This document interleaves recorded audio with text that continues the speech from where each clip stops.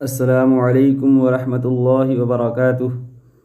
أعوذ بالله من الشيطان الرجيم. بسم الله الرحمن الرحيم.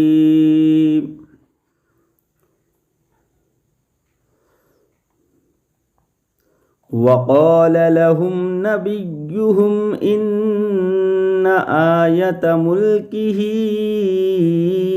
أن يأتيكم التابوت فيه سكينة من ربكم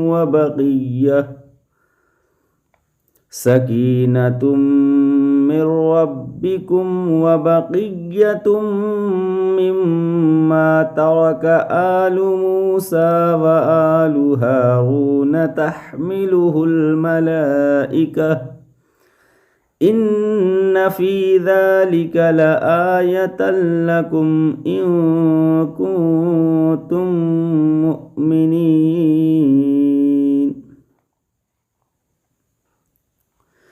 فلما فصل طالوت بالجنود قال إن الله مبتليكم بنهر فمن شرب منه فليس مني ومن لم يطعمه فإنه مني إلا من اغترف غرفة بيده فشربوا منه إلا قليلا منهم. فلما جاوزه هو والذين آمنوا معه قالوا لا طاقة لنا اليوم بجالوت وجنوده. قال الذين يظنون أنهم ملاقو الله كم من فئة قليلة غلبت فئة كثيرة بإذن الله والله مع الصابرين.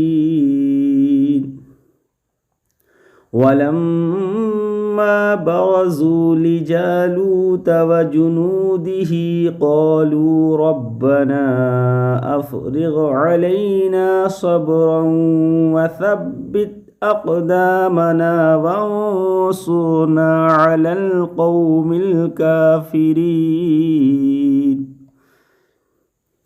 فهزموهم بإذن الله وقتل داود جالوت وآتاه الله الملك والحكمة وعلمه مما يشاء ولولا دفع الله الناس بعضهم ببعض لفسدت الأرض ولكن الله ذو فضل على العالمين.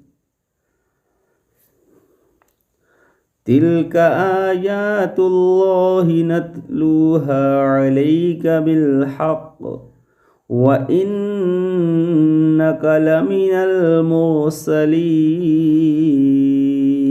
صدق الله العظيم.